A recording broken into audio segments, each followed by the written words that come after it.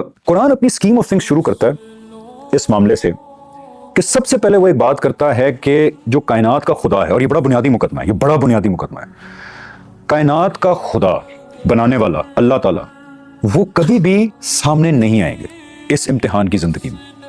ना उनकी आम इंसान को आवाज आएगी नबियों रसूलों के अलावा, ना वो सामने आएंगे, ना वो आलम सामने आएगा जो फरिश्तों का आलम है, अल्लाह ताला है, नहीं आएंगे। गैब का एक परफेक्ट पर्दा है, क्योंकि अक्सर लोग कहते हैं ना अच्छा है अल्लाह तो यार आ जा सामने, मान लेंगे, क्या मसला है, क्यों है ये पर्दा? अब ये सवाल उठता है।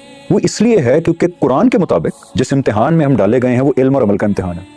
हमने अपनी अकल को, अल्लाह ने जो sense of right and wrong दी है, उसको यूज करके मेरिट की बुनियाद पे, सिंसेरिटी और दयानतदारी से ठीक रास्ता इख्तियार करना है, इल्मी बुनियाद पे, गलत रास्ते से दूर रहना है। इसमें हमें फ्रीडम दी गई है।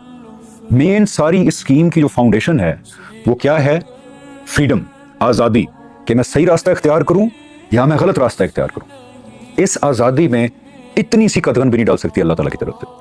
अब जरा थोड़ी देर के लिए सोचें कि कुरान का मुकदमा क्यों ठीक है कि इस इम्तिहान का तकाजा पूरा करने के लिए खुदा को परफेक्ट गैब में जाना पड़ेगा। उसका बिल्कुल 100% जस्टिफिकेशन यह है कि वाकई अगर खुदा सामने हो ये आज़ादी रहेगी? कोई बता दे। अच्छा, मैं मुल्हिदीन से भी कहता हूं कि यार थोड़ी देर के लिए जरा आप सोच लें, खुदा है और उसने हमें वाकई इस इम्तिहान में डाला है। अब अगर खुदा सामने आ जाएगा तो वो आज़ादी तो खत्म हो गई। किसकी जरूरत होगी कि वो गलत रास्ता इख्तियार करे?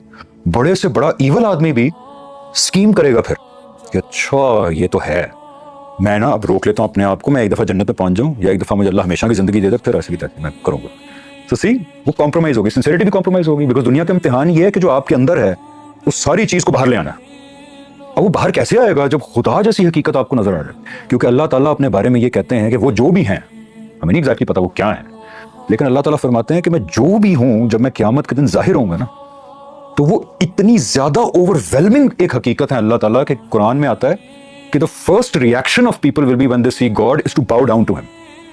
दोस्त सोचिए अब कितना को ओवरवेलम होंगे, कितना कोई आप एक हिप्नोटाइज हो जाएंगे कि the first thing you do is you want to bow down. फिर अलग बात है, उसमें आयत में आता है कि सिर्फ वही लोग झुक पाएंगे जो दुनिया के अंदर झुके वॉलंटरीली। जो दुनिया के अंदर नहीं झुके उस दिन वो झुकना चाहेंगे but they will not be able to bow down. Allah ताला को कभी बाउ डाउन नहीं चाहिए था, अल्लाह ताला को चाहिए था कि इख्तियार हम जो उसने दिया है हमें उसको सरेंडर करें। इतनी ओवरवेलमिंग हकीकत है अल्लाह ताला। और हम तो वो स्पीशीज हैं कि पुलिस का इंस्पेक्टर सामने खड़ा इशारा नहीं तोड़ते। तो इसलिए इट मेक्स सेंस कि वाकई अगर हम हाइपोथेटिकली स्पीकिंग, मुल्हिदीन पॉइंट ऑफ व्यू से, वाकई अगर हम इस इम्तिहान में हैं कि हमें सही और गलत का शऊर दिया गया है, हमें अकल दी गई है, हमने आज़ादी के साथ इस्तेमाल करना है, सही रास्ता इख्तियार करना है, गलत रास्ता इख्तियार करना है, तो इस आज़ादी के लिए ज़रूरी है कि वो परवरदिगार गैब में हो। हाँ, निशानियां हों उसकी रहनुमाई के लिए, लेकिन वो खुद ना है सामने। इसलिए कुरान में बार बार आता है कि, और ये कहते हैं कि अल्लाह ताला को ले आओ सामने, अल्लाह ताला कहते हैं जब मैं सामने आ गया, ये कुरान में बार बार आता है, या फरिश्ते सामने आ गए, अल्लाह कहते हैं तो फैसला हो जाएगा, इम्तिहान खत्म उससे। सो ये बेसिक मुकदमा है कुरान का, इब्राहिमी मज़ाहिब का। क्योंकि लोग कहते हैं यार पैगंबरों के थ्रू की बात करते हैं, रसूलों के थ्रू भी डायरेक्ट बात कर ले मेरे से। तो उसका ये जवाब है कि वो गैब का पर्दा जरूरी है, परफेक्ट गैब का पर्दा।